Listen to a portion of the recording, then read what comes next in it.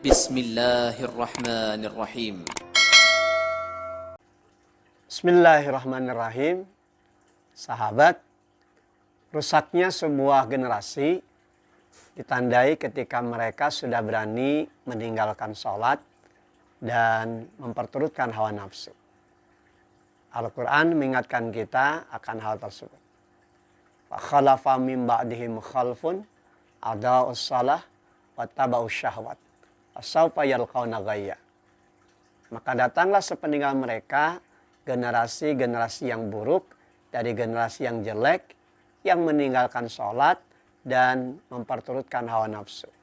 Maka kelak mereka akan menemukan kesesatan.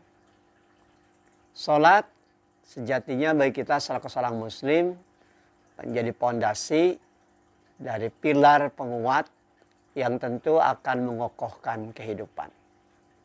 Ibarat sebuah bangunan, maka sholat itu adalah bagian dari pondasi.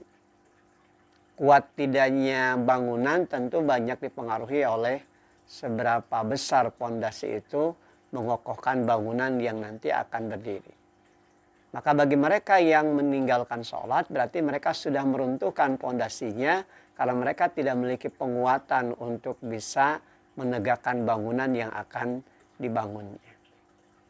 Sebaliknya bagi mereka yang senantiasa menegakkan sholat, maka sholat itulah yang nanti akan menjadi pondasi yang menguatkan jalinan hidup dan kehidupannya pada pondasi yang senantiasa kembali berpijak pada nilai ketaatan, ketundukan dan kepatuhan kepada Allah.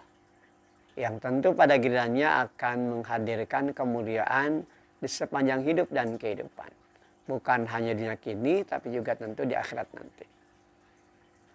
Sholat ternyata berbanding lurus dengan sikap, dengan perbuatan. Karena itu bagi mereka yang meninggalkan sholat, dengan sendirinya dia nanti akan terbawa arus pada hawa nafsunya. Mengapa orang berani korupsi? Mengapa orang berani manipulasi? Mengapa orang berkhianat? Tidak amanah dari apa yang diembankan kepada dirinya. Karena kata kuncinya ketika mereka sudah meninggalkan sholat. Karena sholat sejatinya tentu akan bisa menanggalkan segala perbuatan-perbuatan yang buruk dalam kehidupannya dan tentu akan menghindarkan dirinya dari perbuatan-perbuatan buruk tersebut. Di ayat lain bahkan Allah SWT ingatkan, aqimis shalah inna sholata tanha anil fahsya wal munkar. Dirikanlah sholat karena sungguhnya sholat itu dapat mencegah dari perbuatan keji dan munkar. Perkara-perkara keji dari perkara-perkara yang tentu saja akan menimbulkan kebinasaan dan kehinaan akan mereka tinggalkan. Demikian juga perkara-perkara munkar. Dari hal-hal yang nanti akan bisa menimbulkan rusaknya pilar hidup dan kehidupan tentu akan ditinggalkan bahkan ditanggalkan di dalam kehidupannya. Maka sejatinya sholat harus betul-betul hadir dalam kehidupan menjadi pondasi, menjadi pilar yang menguatkan.